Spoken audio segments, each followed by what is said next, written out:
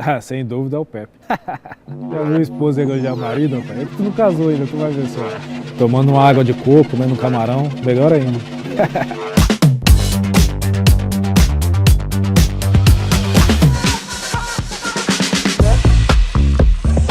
A primeira vez que eu me lembro assim de me atentar mais para uma liga diferente que não fosse o Campeonato Brasileiro ou os campeonatos regionais no Brasil, os estaduais, eu já estava bem grandinho, já tinha quase 17 anos, sabe? Na época que eu cheguei em Curitiba para jogar no Atlético Paranaense. Curioso, né? Porque hoje em dia a maioria das pessoas elas têm a possibilidade de ter uma TV a cabo de assistir os campeonatos internacionais. E naquela época a gente não tinha. Mesmo morando na concentração, a gente só tinha os canais básicos no Brasil e a gente não tinha muito acesso às informações de campeonatos internacionais, né? Então, quando eu cheguei em Curitiba, que eu comecei a assistir nos finais de semana ou no meio de semana jogos da Liga dos Campeões, então ali eu comecei a me atentar mais para essas ligas internacionais. Mas dentro de mim, assim, eu nunca imaginava que eu pudesse chegar a jogar numa liga como aquela, sabe? Até porque a minha intenção naquele momento era poder jogar no profissional do Atlético e futuramente jogar na seleção brasileira. Aí, obviamente, depois o tempo foi passando, as coisas foram mudando, meu entendimento foi crescendo também. Aí eu passei a perceber que era uma possibilidade real na minha vida, sabe? Mas eu posso dizer pra você que eu acho que foi mais ou menos com uns 16 para 17 anos que eu percebi mesmo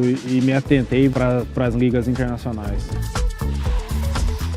Eu tava disputando o Sul-Americano Sub-20 com a seleção brasileira na Colômbia, era em janeiro de 2005. Tinha feito uma boa competição no Campeonato Brasileiro em 2004, a gente foi vice-campeão, acabei me destacando, fiz alguns gols, joguei praticamente todos os jogos do campeonato, fiquei de fora 2 ou 3 só, e acabou chamando a atenção de alguns clubes, né? E o Shakhtar foi um deles que acabou fazendo uma proposta para o Atlético Paranaense. Eu lembro que eu estava na Colômbia, aí meu ex-representante me chamou, me ligou e falou: temos uma proposta de um time da Ucrânia e tal, eles querem que você vá para lá, querem contar com o teu futebol. E o mais interessante de tudo também é que eles querem um amigo seu que vá para lá também, que era o Jadson. E a gente estava jogando junto naquele momento. Só que como eu estava na Colômbia disputando o Campeonato Sul-Americano, eu falei assim: deixa acabar aqui que depois eu analiso a proposta e a gente vê o que pode acontecer. Então assim que acabou o Sul-Americano, eu voltei para o Brasil, analisei a proposta, gostei, foi boa.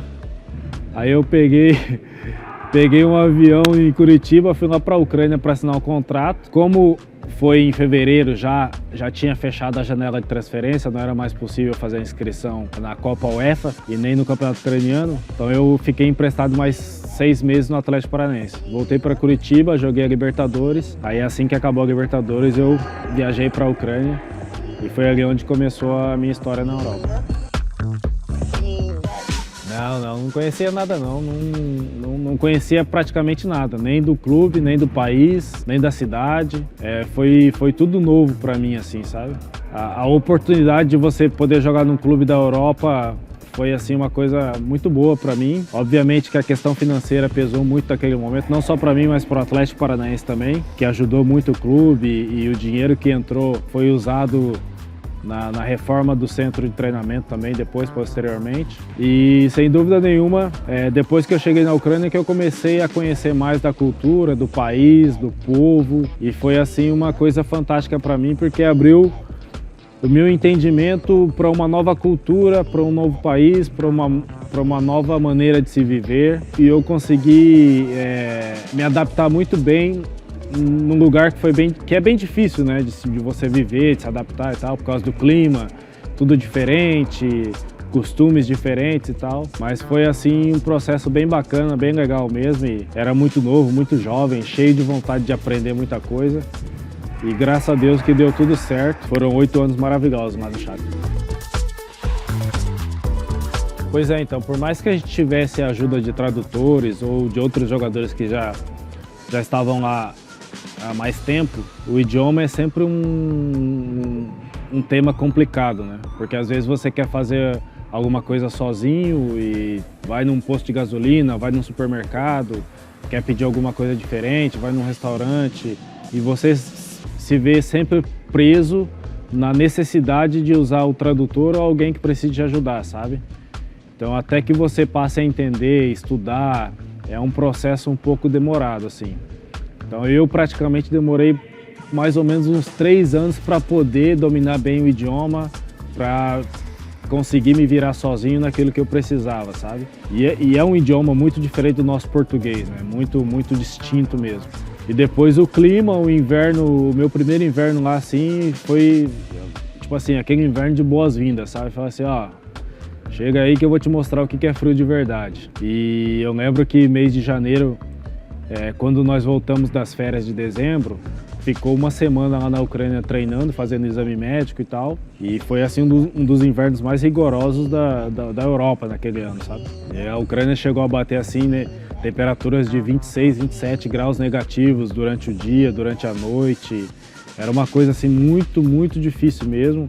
Não tinha condições de você ficar andando na rua, entrava no teu carro, chegava no centro de treinamento, corria para dentro do centro de treinamento, e foi bem complicado assim, por ter sido o meu primeiro inverno, né? Depois acabei pegando algumas outras temperaturas negativas também, mas aí já estava um pouco mais acostumado, já estava mais habituado, sabe? O jogo bem diferente do Brasil, porque no Brasil a gente tem um jogo que é altamente técnico, né? Qualidade técnica dos jogadores fala mais alto, e lá já era um jogo que era mais rápido, mais dinâmico, mais correria, um jogo mais físico. Então foi assim um período também que eu precisei de adaptar, primeiro nos treinamentos, depois nos jogos, né? Com a ajuda do meu treinador, com a ajuda dos meus companheiros também. Então foi assim bem bacana. A alimentação ali era muito baseada em sopa, em batatas, verduras. É uma alimentação até saudável, né? Mas como um bom brasileiro, acostumado com arroz e feijão, aquele bifinho feito pela mãe e tal, não sei o quê, quando o primeiro impacto foi bem complicado mesmo. Mas depois a gente já foi acostumando também e a gente tirou de letra.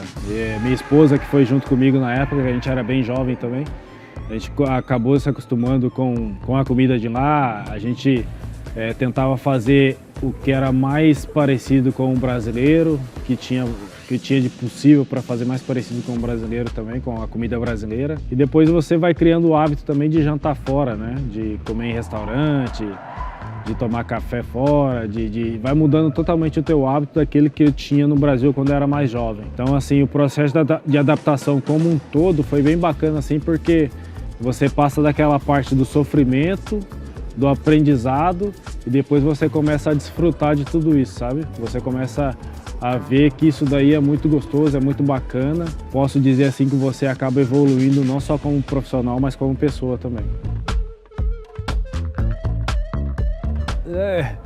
Tem uma história engraçada, sabe? Em relação a isso. Eu fui jogar Libertadores com o Atlético. O primeiro jogo foi na Colômbia, contra o Independiente Medellín, né? Aí eu tava junto com o Alan Bahia no quarto, sempre ia pra seleção de base e tal, o pessoal pagava diária pra nós, né? Então quando era fora do Brasil eles pagavam em dólar e tal, só que era pouca coisa, era $30 por dia, e no Atlético era menos ainda, né? Aí eu lembro que quando nós chegamos na Colômbia lá, o Atlético pagou pra nós a diária. Aí eu peguei umas notas de dólar, peguei umas de real que tinha na minha carteira. Aí eu falei por Alan, vamos Alan, vamos fazer aqui, escrever o nosso nome na cama assim com nota de dinheiro, sabe? Aí o nome dele era fácil, pô, Alan, só 4 letras e tal, e não sei o que. Daí eu fui escrever o meu, faltou, né? Eu tive que completar com real. Só que o Jadson e o Ivan, que jogaram em 2004 comigo no Atlético, eles já tinham ido pra Ucrânia. E eu sempre falava com eles por telefone. E eles falavam assim, rapaz, tu tem que vir pra cá logo, porque o bicho aqui é coisa absurda, pô, é coisa de louco. Você ganha um jogo dentro de casa é 10 mil, e ganha um jogo fora de casa 15 mil e não sei o que e tal. Pô, nisso eu fui ficando doido, né? Falei, tem que ir embora logo, tem que ir embora logo, tem que ir embora logo. Quando eu chego na Ucrânia, no final do mês eles pagaram parte do meu salário e pagaram a premiação de um jogo, né? Como eu não tinha conta ainda, eles pagaram a parte do salário também em dinheiro vivo. Aí eu cheguei no hotel assim, e eu mostrei pra minha esposa um tufo de dinheiro assim, eu falei, e agora nós vamos fazer o quê? Vamos guardar esse dinheiro aonde? Daí a gente pegou e tinha levado numa panela de pressão, colocou o dinheiro dentro da panela, enrolou numa toalha e colocou dentro da panela de pressão e tampou a panela, sabe? Vai ser, pô, aqui ninguém vai mexer. O ucraniano não sabe nem o que é panela de pressão, pô. Aí deixou lá, então. Aí depois, quando eu recebi o bicho grande mesmo, eu liguei pro Alan e falei assim, ó Alan, peguei o dinheiro aqui, rapaz, que dá pra escrever o nome da nossa família inteirinha no colchão aqui, assim, ó. Aí a gente ficou dando risada até razão. Mas é uma realidade muito diferente, sabe? Era, né? Era uma realidade muito diferente e eu acho que por isso que muitos jogadores ficaram lá durante muito tempo. Eu peguei, na realidade foi a luva, né? A premiação da assinatura lá. Eu comprei um apartamento para minha mãe lá em Curitiba na época, mas depois quando eu cheguei na Ucrânia lá, a premiação, o salário e tal, daí foi mais para as coisas básicas mesmo da casa, né? Que a gente tinha alugado um apartamento lá e tal. Aí é comprar as coisinhas lá que você precisa pro dia a dia, alimentação, dar aquela decorada e tal. E obviamente que você depois, pô, quer comprar uma roupa legal, alguma coisa assim, você começa já a gastar nessas coisas, sabe? Mas eu vou falar pra você que eu acho que eu sempre fui um cara seguro, se comparar com alguns outros camaradas aí.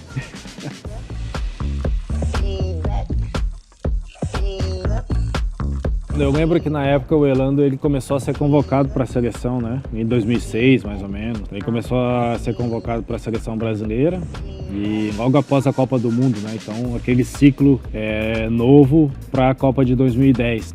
Ele tinha vontade de sair do Shakhtar para ir para um time de maior expressão. Então ele sempre, né, tava dando entrevista e tal. E era um dos poucos jogadores do Shakhtar que tinha uma assessoria de imprensa e dava entrevista e tal, não sei o quê. Porque naquela época lá a gente era meio largado, assim, né? E eu lembro que teve uma vez que ele foi pro Brasil, que ele machucou o tornozelo dele, ele foi pro Brasil para fazer a recuperação dele. Então nesse período ele acabou dando algumas entrevistas que não caíram bem lá não só entre os jogadores, mas entre o clube em geral e entre o treinador também, que ele falou que se ele não tivesse cabeça ele dava um murro na cara do treinador e tal.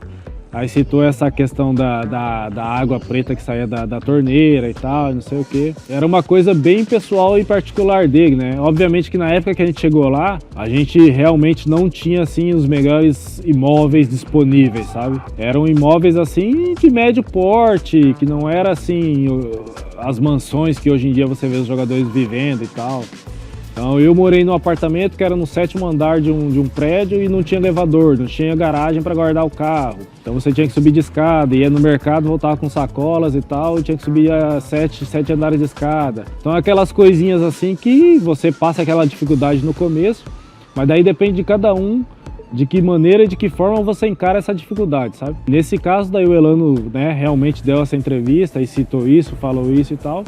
Depois quando ele voltou para lá, teve aquele clima assim, né? Pô, e tal, você tem que falar no seu nome, não pode falar em nome de todo mundo e não sei o quê. Tipo assim, as coisas não são realmente assim. Talvez na sua casa seja, mas na minha não é e tal. Aí depois de um tempo também ele saiu de lá, veio aqui pra Inglaterra, pro City, e seguiu a carreira dele e conseguiu conquistar os objetivos dele. E pra mim, assim, o que eu vejo, o que eu penso e eu sempre pensei, eu tenho essa plena convicção e essa noção, sabe? Eu talvez de todos os lugares que eu passei, eu nunca fui o melhor tecnicamente, nunca fui aquele jogador de técnica afinada, exemplar e tal, não sei o quê. Fui um bom jogador, consegui me manter nesse nível, mas eu sempre fui um jogador que dava batalha em todos os momentos, nos treinamentos, dava o sangue, os jogadores que estavam ao meu redor, eles sabiam que poderiam contar comigo, os treinadores. Então acho que isso daí acaba contagiando o pessoal e, sem dúvida nenhuma, os torcedores não são estúpidos, né? Eles veem as suas atitudes, os treinadores veem as tuas atitudes, os teus companheiros, jogadores veem as tuas atitudes também. E, sem dúvida nenhuma, o respeito que eu conquistei não só com a torcida, mas com os meus companheiros, com a diretoria, com o treinador lá na Ucrânia, para mim é uma questão de muito privilégio, sabe? Acho que foram 8 anos muito legais mesmo que eu vivi lá. O aprendizado que eu tive, as dificuldades que eu tive, tive uma lesão séria, o pessoal me tratou muito bem lá, me ajudou num dos períodos mais complicados da minha carreira. Então eu tinha em mente que o que eu tinha que fazer era tentar retribuir dentro de campo da melhor maneira possível, sabe? Sendo profissional, tentando dar o meu melhor sempre. No futebol a gente sabe que o resultado nem sempre é aquilo que a gente espera, mas o que a gente pode controlar são as nossas atitudes, né? Então eu tentei fazer isso daí durante os 8 anos que eu tive lá e eu acho que é por isso que talvez as pessoas tenham um certo tipo de consideração por mim lá. Mas eu acho que esportivamente falando, profissionalmente falando, o melhor momento que eu vivi lá, sem dúvida nenhuma, foi a conquista da Copa UEFA em 2009. Porque, por exemplo, Quando eu assinei o Shakhtar pelo Shakhtar em 2005, como eu disse antes, era um lugar que eu não conhecia, era um time que eu não conhecia, era um país que eu não tinha ideia de onde ficava. Ah, é a Europa. Pô, mas a Europa é grande também, cara, tem tantos países e tal. Então o que me chamou a atenção? O pessoal falou assim, não, o clube tem um projeto, tá levando muitos brasileiros pra lá e tal. O treinador gosta de brasileiro, o presidente gosta de brasileiro e eles querem figurar como uma das equipes mais conhecidas da Europa. Só que, pô, para você chegar num processo como esse, para chegar a ser um dos mais conhecidos da Europa, você precisa ganhar títulos importantes, entendeu? E a gente sabia que a Liga dos Campeões era um título assim praticamente impossível dentro daquela nossa realidade. Mas a Copa UEFA não, a Copa UEFA era um título que era possível. Nesses 4 anos até conquistar a Copa UEFA aconteceram várias e várias coisas. Pô, eliminações, decepções. Eu lembro que em 2007 nós perdemos para o Sevilha com um gol de goleiro no último minuto. Então coisas assim que fala assim, pô, você que tem uma ambição profissional, acontecem coisas dessa maneira assim, muita gente desiste e para no meio do caminho, sabe? E aquele grupo de jogadores ali, não, a gente falou assim, não, a gente tem condições, a gente tem qualidade técnica, a gente tem força de vontade, então vamos batalhar pelo nosso objetivo. No campeonato local, a gente praticamente tinha a obrigação de ganhar, porque a gente tinha a melhor equipe, só que nos campeonatos internacionais sempre era um pouco mais complicado. Aí naquele ano a gente caiu num grupo da Liga dos Campeões que tinha o Barcelona, que era o primeiro ano do Pep, tinha o Sporting de Portugal e tinha o Basel da Suíça. Então a gente acabou ficando em terceiro no grupo e foi para a UEFA para o mata-mata de fevereiro. Aí nós pegamos CSKA, pegamos Tottenham, Olympique de Marseille, Dinamo de Kiev na semifinal e na final a gente ganhou do Werder Bremen, sabe? Pelo contexto geral que antecipou esse momento, talvez tenha sido assim o melhor momento profissional nos 8 anos que eu tive aqui na Ucrânia, sabe? Porque foi a realização do objetivo que todos nós tínhamos e que principalmente o criador do projeto tinha, né? Que era o presidente do Shakhtar. Consolidar como um dos clubes mais conhecidos da Europa. E depois, posteriormente, acabou sendo conhecido também por ter vários jogadores brasileiros, se figurar sempre na Liga dos Campeões, jogou oitavas, quartas de final de Liga dos Campeões também, recentemente chegou em semifinal de Liga Europa. Então hoje em dia você fala do Shakhtar Donetsk no Brasil, muita gente conhece. Naquela época nem todo mundo conhecia, mas hoje é um pouco diferente. E depois passando um pouco para um lado pessoal assim, sem dúvida nenhuma foi o nascimento do meu filho lá, que foi um momento assim fenomenal para mim, sabe? Pela vontade de ser pai. E depois também ele nasceu numa época que estava em meio de temporada, que foi em março. Minha esposa decidiu ter o filho lá para eu poder acompanhar o nascimento dele também. São coisas assim que ficam gravadas na memória e você acaba criando um carinho especial pelo lugar, pelo país, pela cidade, pelo povo, justamente por conta disso, sabe? Tem. Praticamente o pessoal que jogou comigo, né? Os ucranianos que jogaram comigo, assim, eu mantenho contato com eles. O pessoal que trabalha no clube ainda, mantém contato com eles também. Então eu tive a sorte de jogar lá contra eles 3 anos seguidos agora na Liga dos Campeões. Então é sempre bom eu voltar lá e ver esse pessoal, sabe? A única coisa que foi ruim é que eu não voltei a Donetsk, né? Voltei em outra cidade, mas mesmo assim foi muito bacana, assim, reencontrar o pessoal. Realmente, o clube ele tinha essa política, né? Essa forma de trabalhar. Eles assinavam os jogadores jovens e queriam que os jogadores ficassem lá o máximo possível. Por exemplo, os jogadores que chegaram lá antes de nós mesmo, em 2002, 2003... Os jogadores ficaram lá até 2015, 2016, sabe? Durante muito tempo mesmo. Porque era um clube que te dava a possibilidade de trabalhar bem, te dava todas as condições de trabalho no dia a dia e, obviamente, que as condições financeiras também, né? Mesmo jogadores que viviam que eram de outros países da Europa, eles conseguiam ter uma vida relativamente boa.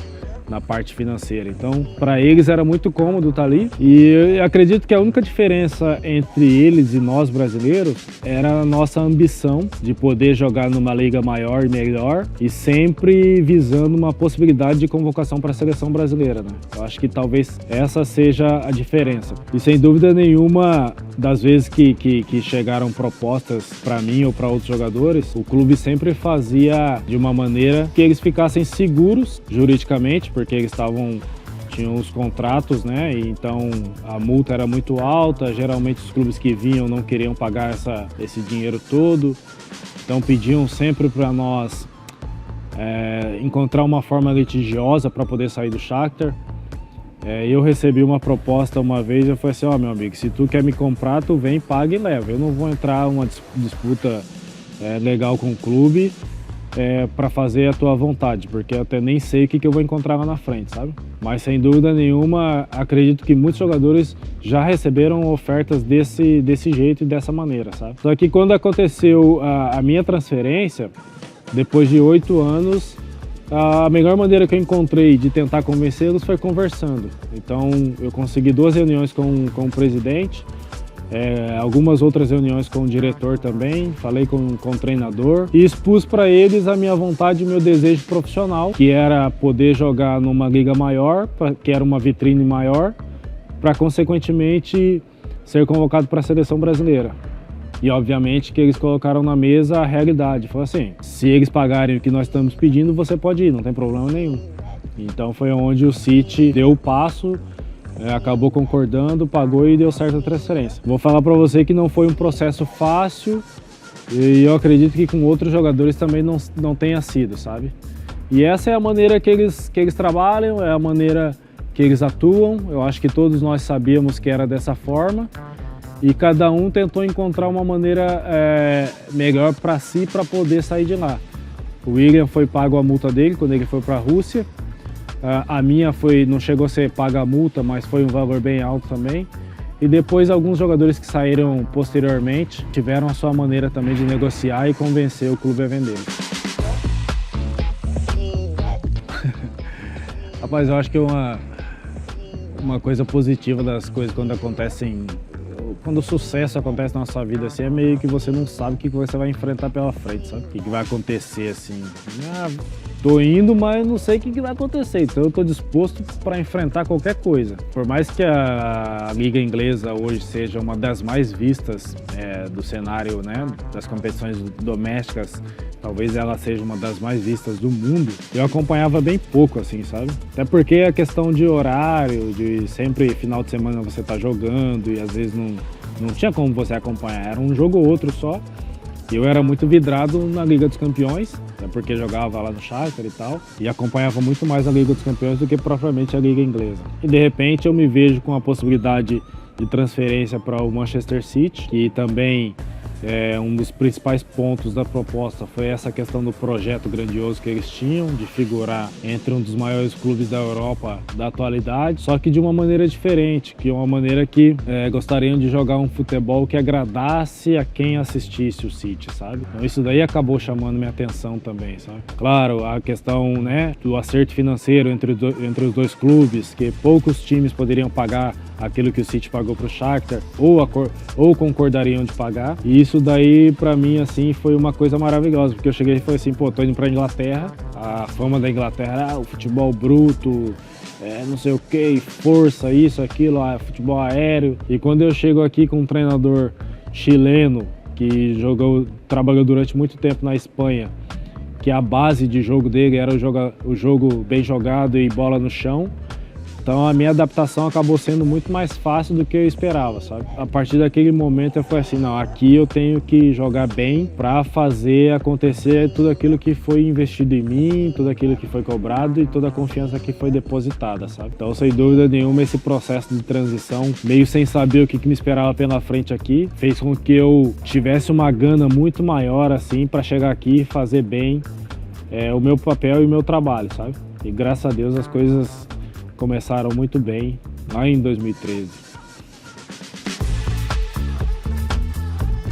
A gente sabia que a liga ucraniana ela não era das melhores do mundo, muitos times não tinham um poder financeiro muito alto e a gente sabia que o Shakhtar ele tinha a obrigação de ganhar a liga lá, talvez 2 ou 3 jogos no ano que eram realmente complicados, que era o Dinamo de Kiev, que era o clássico, o Metalist, que fez um investimento muito bom na época também, durante uns 5, 6 anos, o Dnipro, que também fez investimentos levando treinadores e jogadores estrangeiros, mas o restante das equipes, assim, eles eram de medianos para baixo, sabe? Então, você ganhando ali 6, 8 jogos na temporada desses grandes clubes, né? Mais uns outros 2 que eram relativamente difíceis também, então você sabia que tinha uma facilidade considerável para ganhar o campeonato. E sem contar que aqui você não tinha pressão de torcida, não tinha pressão de imprensa, não tinha nada disso que a gente está acostumado no Brasil ou em algumas outras ligas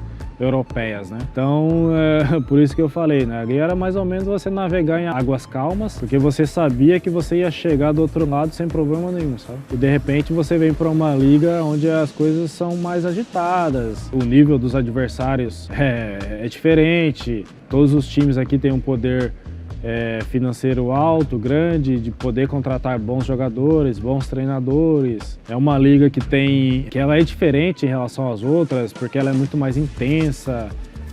Você joga 3 jogos na semana numa intensidade absurda.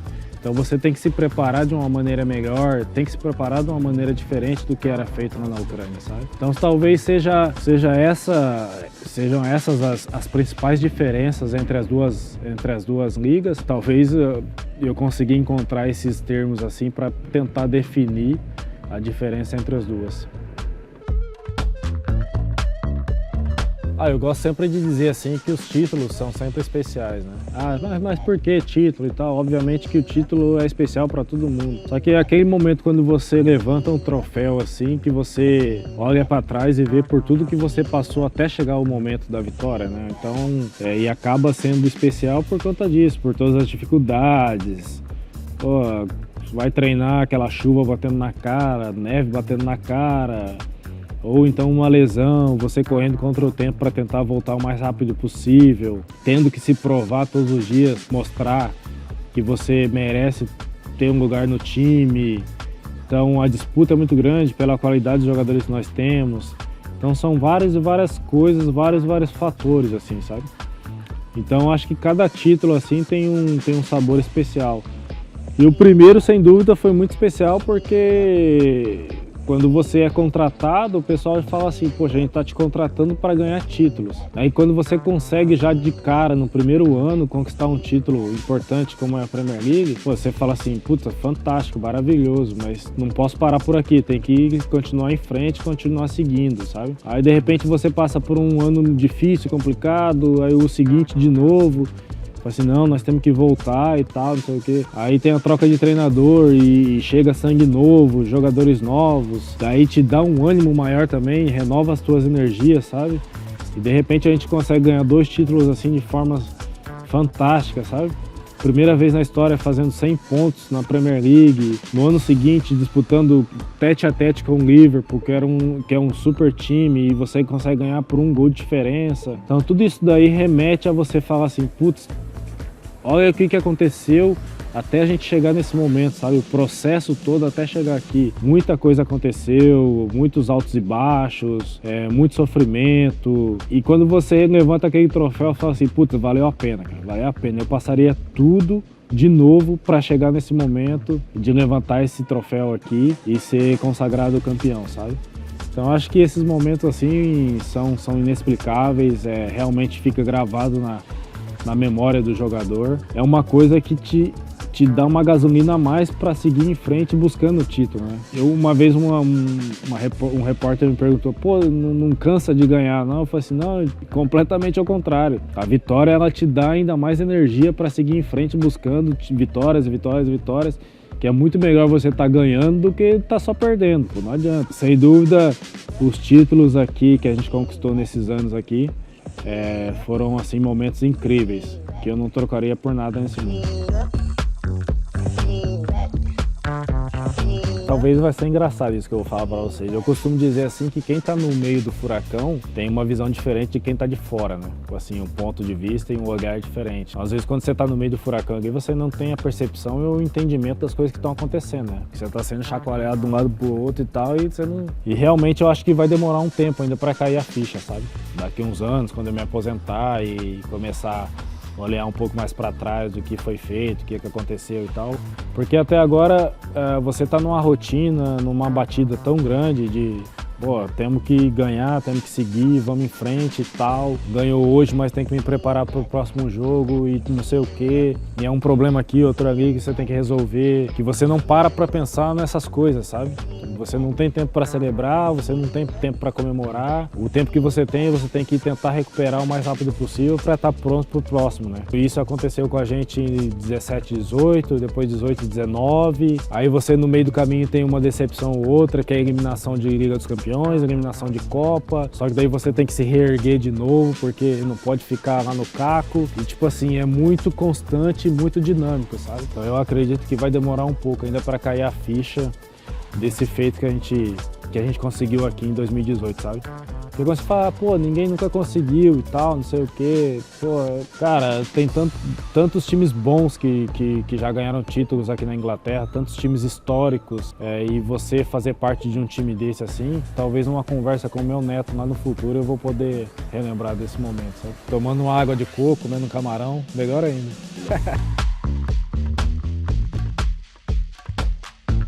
Gerou uma expectativa muito grande, né? Eu acho isso a coisa mais normal do mundo. Tinha acabado de ganhar vários títulos no Barcelona, a passagem dele pelo Bayern também muito vitoriosa. Então, quando ele chega aqui, não só pela questão de ser um treinador vitorioso, mas um treinador também que é considerado revolucionário, né? Que revolucionou o futebol recentemente, sabe? E sem dúvida nenhuma, a Inglaterra, por ser considerada um dos campeonatos mais tradicionais do mundo, tem a sua maneira peculiar de se jogar futebol aqui, tudo isso daí acaba gerando, não vou dizer inveja, mas gera dúvidas, será que ele vai conseguir mesmo?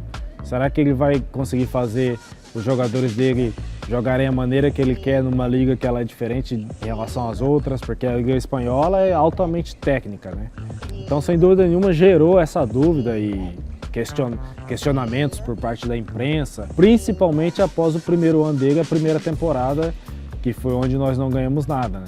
Que foi 16, 17, e a gente já terminou em terceiro ou quarto lugar no campeonato, se eu não me engano, e depois no ano seguinte, com a assinatura de alguns novos jogadores, foi onde nós conseguimos dar aquela decolar de uma maneira incrível e conseguir esse feito histórico que foi dos 100 pontos. É engraçado, na montagem ali dos pontos e tal, não sei o que, a gente cravou 100 pontos, não é que fez 101, 102 e tal.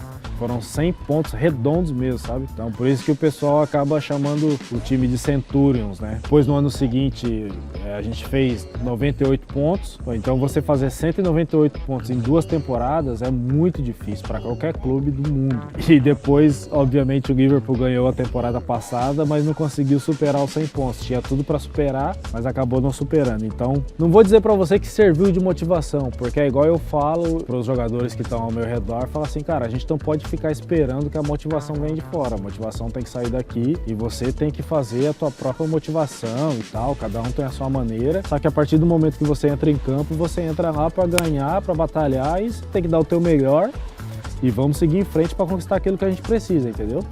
E depois não adianta ficar arrumando desculpa. Ou você deixa tudo no campo ou então nem entra. Mas, sem dúvida nenhuma, eu acredito que para ele teve um gostinho especial, sim, porque à medida que ele foi cobrado aqui, quando ele chegou, principalmente depois da primeira temporada, quando a gente ganhou 2017-18, teve um sabor especial pro Guardiola, assim. O aprendizado que eu tive com ele assim foi muito bacana, né? Porque já são quase 6 anos trabalhando junto. E é tipo assim, o Pepe é aquele cara que ele é detalhista, é o cara que te cobra 100% de foco na hora que você tá ali no trabalho, dentro de campo, nas reuniões. 100% de atenção, porque a qualidade da informação que vem dele é muito alta, né? Então, pô, até me sinto privilegiado de poder trabalhar com ele e compartilhar esses momentos com ele assim, porque é igual eu falo, né? Às vezes a gente tem muitos professores de faculdade de universidade assim, por mais inteligente ou melhor que seja o conteúdo que o professor passe para os alunos, se o professor não conseguir passar da melhor maneira possível, o aluno não vai aprender, não vai entender, sabe? Depois não vai conseguir colocar em prática aquilo que ele ouviu do professor. Então eu acho que uma das maiores qualidades assim que eu vejo no Pepe é essa, sabe?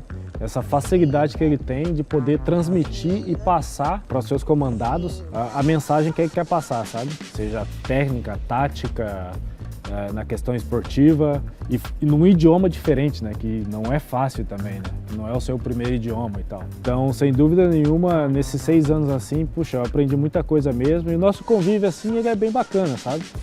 É respeito mútuo, ambos têm um respeito muito grande um pelo outro, linha aberta, linha direta, às vezes eu quero falar com ele, a porta do escritório dele está sempre aberta, se eu estou em casa, ele está em casa, eu ligo para ele, então é muito bacana assim, que ele te dá essa liberdade assim de você conversar abertamente com ele sobre todos os assuntos possíveis, sabe? Tá aberto a escutar também, e eu acho que isso daí é muito legal e muito bacana, e eu acho que é por isso que ele é um dos maiores treinadores que o futebol já viu e verá, sabe? Ele realmente é muito diferenciado mesmo. Sem dúvida é o Pepe. Já viu a esposa elogiar o marido, rapaz? É que tu não casou ainda, tu vai ver só. Bom, como que eu posso explicar pra você? É legal, é bacana e tal, não sei o quê. Só que é uma coisa assim que fala assim, eu não posso viver só pensando em fazer as coisas para receber elogios, sabe? Isso daí faz muito parte da minha natureza mesmo, de fazer as coisas para ajudar as pessoas, de tentar contribuir da melhor maneira possível, independente do ambiente que eu esteja. Mas eu posso falar para você que é bacana. É bacana porque você sabe que você está fazendo a coisa certa e está no caminho certo, né? Acho que a crítica, obviamente, ela é muito boa às vezes, que ela é construtiva e produtiva, te faz repensar em muita coisa que você fez de errado ou pode melhorar e pode consertar aquilo que você fez, mas sem dúvida nenhuma o elogio também é bom. A única coisa que não pode acontecer é fazer que você mude a tua maneira de atuar ou de pensar ou de agir, não faça você viver num mundo de fantasia ou de ilusão, né? Então, acredito que eu estou numa idade que eu consigo assimilar bem tudo isso, sabe? Seja a crítica ou seja o elogio. Eu acho que depende muito do contexto, depende muito do momento que a pessoa pergunta, depende da maneira como a pessoa pergunta, sabe? Obviamente que num bate-papo assim que você está conversando e tal, que às vezes tem muita pergunta que é tendenciosa, sabe? Então você tem que tomar cuidado, sabe? Tem muita gente às vezes que quer perguntar alguma coisa para criar polêmica. Então tudo isso daí você só vai aprendendo com o tempo e com a experiência, sabe? Eu já passei por isso, já muita gente perguntando como que era trabalhar com o Pepe e tal, não sei o quê, e eu sempre respondia a mesma coisa, sabe? Eu falei assim, não, cara, o Pepe, ele é exigente e tal, não sei o quê. Obviamente que tem uma diferença entre o Pepe que vocês conhecem e o Pepe que eu conheço, sabe? Porque nós somos companheiros de trabalho, de serviço, e aqui quando você trabalha com alguém, você tem ali, tem que ser pá, se tem uma discordância você fala, resolve ali mesmo e tal, não sei o quê. E o importante de tudo é nunca levar para o lado pessoal. Eu acho que isso daí é uma coisa assim que eu tenho comigo, que amanhã ou depois eu aposentar e ele estiver na casa dele, ele quiser ir pro Brasil, ele me ligar, não sei o que, tô indo, vamos tomar água de coco e tal, se eu for pra Espanha e tal, não sei o que, eu acho que isso daí que é o mais importante, sabe? Chegou uma época assim que era bem complicado, e como que é trabalhar com o Pepe? Eu falei assim, top demais, fera demais. E sem dúvida nenhuma, eu vejo dessa seguinte forma, né? Criou uma expectativa muito grande, o Pepe vai chegar aqui, vai tirar esse, pum, não vai ficar ninguém. E o que a gente viu foi diferente. No primeiro ano dele, a maioria dos jogadores ficaram aqui, inclusive jogadores que tinham um ano só de contrato, sabe? Ele deu a oportunidade para esses jogadores mostrarem o valor deles também, sabe? Independente de cada jogador, ou se encaixava ou não dentro daquilo que ele gostava, da maneira que ele gostava de jogar, mas ele deu essa oportunidade para todo mundo. No final da temporada, a maioria deles acabou não ficando, vieram outros jogadores. Eu acredito que a imprensa fez a parte dela. A gente, obviamente, via, lia e não acreditava em nada que era escrito ou falado. E o que nos restou foi fazer o nosso trabalho dentro de campo É igual eu falo, eu sempre acreditei que existe sempre uma verdade no futebol que é dentro de campo, sabe? Acho que não existe coisa melhor do que você poder mostrar o teu valor dentro das quatro linhas. E foi isso que aconteceu. Não, eu nunca cheguei a comentar nada com ninguém assim sobre isso, sabe, com nenhum jogador. Mas eu acredito que deve ser uma coisa assim bem normal e bem comum que aconteça, sabe? É porque o pessoal lá é bem fanático, né? A gente sabe disso, os torcedores na Turquia elas são bem fanáticos. E hoje é uma forma que eles têm de acessar a vida dos jogadores, né? Então vai lá, seja na rede social e tal, e começa, vem e tal. Só que a gente conseguiu resolver esse problema já, né? Então tá tranquilo. A escolha do capitão aqui com o Guardiola é democrática, digamos assim, sabe? Desde do primeiro ano aqui é votação, todos votam e tal, os jogadores. E esse ano teve uma diferença que o pessoal do staff também, as pessoas que trabalham no clube acabaram votando também, sabe? Aí eu acabei sendo escolhido o capitão número 1. É aquela questão também meio que de hierarquia, né? Então já estou no clube aí há um tempo e tal, tem boa relação com todo mundo, o pessoal gosta bastante, consigo entender também mais ou menos como que funcionam as coisas no clube. Então tudo isso daí contribuiu para essa eleição, digamos assim. Mas foi bem bacana, assim, tem sido um momento bem legal, assim, um período bem legal e eu tenho aprendido bastante coisa, sabe? Muitas coisas que talvez... Eu não sei como que funciona essa questão no futebol brasileiro em si, sabe? Mas aqui o capitão ele é envolvido em muitas coisas e até algum tipo de decisão, assim, de escolha de certas coisas e tal. E tem me agradado bastante, sabe? Por exemplo, a questão da multa lá que eu falei pra vocês da Premier League, sabe? Então ela foi reportada a mim, a Premier League mandou um e-mail e tal, daí foi reportada ao capitão do clube. Nós criamos um sistema de multa, assim, então você tem que tentar organizar as coisas para tentar deixar a disciplina em primeiro lugar também, questão de horário, essas coisas assim, sabe? Só respeitar bem, não usar telefone na fisioterapia, coisas do tipo assim. Aí quem comete uma infração fica o capitão responsável de ir lá e multar e não sei o quê. Pô, tem hora que você tem que dar no meio dos camaradas, né? E o que eu tenho tentado fazer bastante também é ter muita conversa cara a cara com jogadores ou até mesmo com organizar algumas coisas assim. O pessoal da fisiologia estava tendo um problema, com essa questão do Covid agora, mudou tudo e é bem complicado, sabe? Você seguir o protocolo e tal, não sei o quê, que a gente não pode usar o vestiário, daí tem os apartamentos aqui no CT, cada um tem que usar o teu quarto, troca de roupa lá, depois treina, volta pra lá, toma banho, deixa a roupa na porta do quarto e vai embora para casa. E a gente é obrigado a pesar todos os dias, né? Então a gente teve que organizar uma forma onde todos os jogadores pudessem pesar antes de descer para comer e, consequentemente, treinar, sabe? Eu acho que muitas coisas que acontecem internamente que a maioria das pessoas não sabem e não tem nem ideia, né? Então tem que tomar cuidado para não falar demais. A conversa em si, ela existiu, mas ela não foi assim no momento após o jogo do Tottenham, sabe? Ela foi um pouquinho depois, assim. A gente perdeu pro Tottenham, acho que foi em novembro, depois da parada da seleção, se eu não me engano. Tivemos algumas vitórias depois, Liga dos Campeões, empate. Depois tivemos um empate pela Premier League em casa. Depois tivemos, acho que uns 2 jogos antes disso e teve um jogo que foi adiado por conta do Covid, que atingiu aqui vários jogadores nossos e tal, não sei o quê. E teve um treino que a gente fez aqui, que foi bem no dia 31 de dezembro, que foi um treino muito ruim, sabe? Mas um treino muito ruim que eu falo pra você é quando você percebe que o pessoal não tá querendo treinar e fala assim, isso daqui não é o nosso time. Esse não é o time que foi campeão 2 anos seguidos, não era dessa forma que a gente treinava e tal, não sei o quê.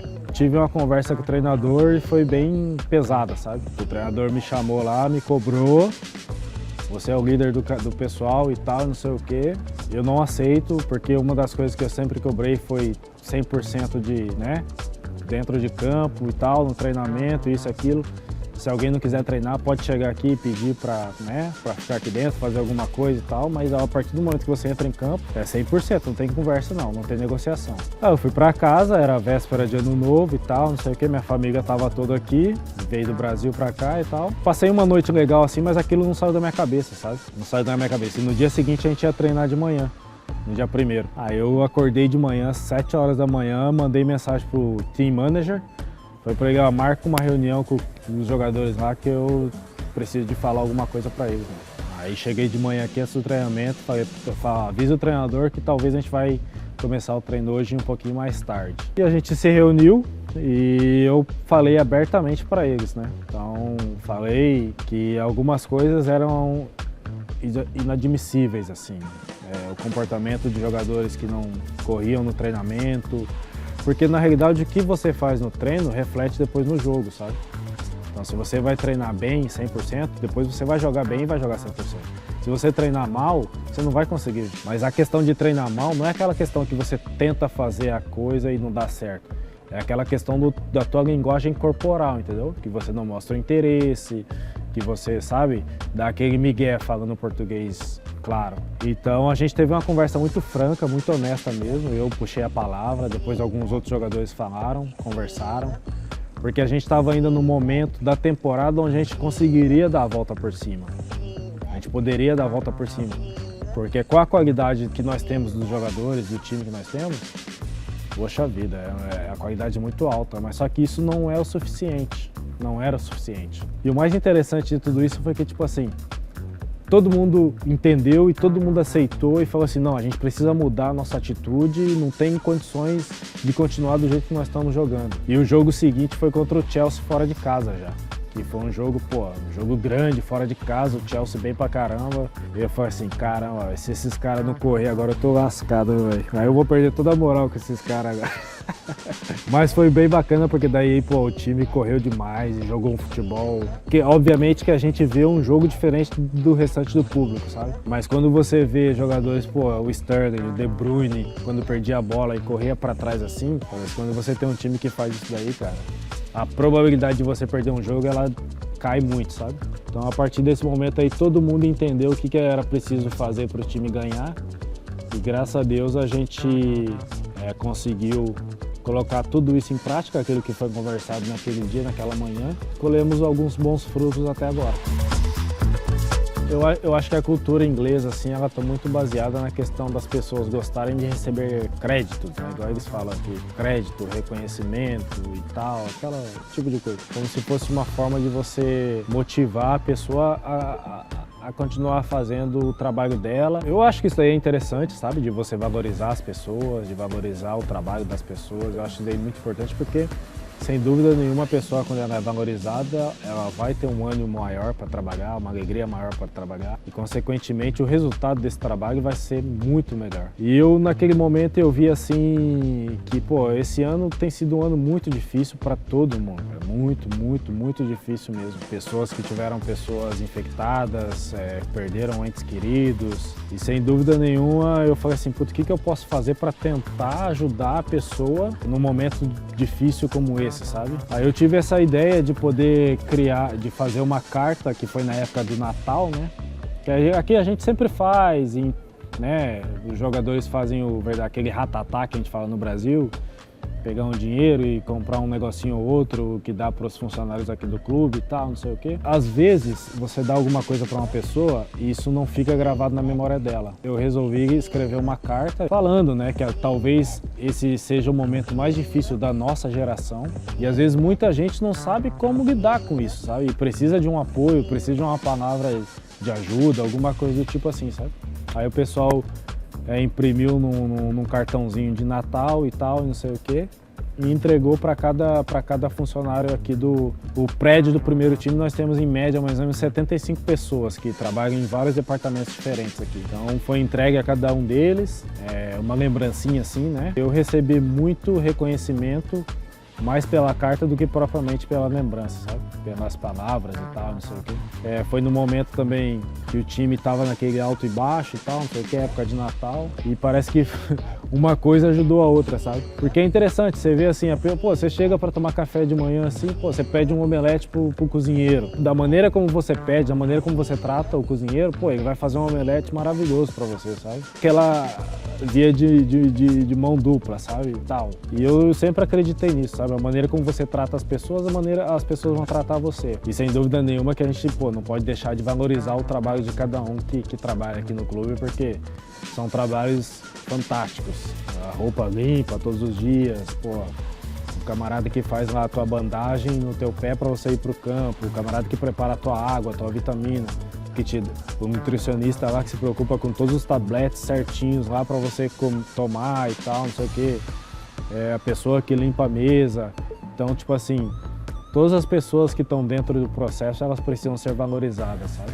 Mas eu acredito que a valorização ela tem que ser feita da maneira correta. E às vezes tem muita gente que não quer ser reconhecida publicamente, mas simplesmente uma palavra de gratidão, de muito obrigado pelo aquele serviço que ela está fazendo e está prestando naquele momento, sabe?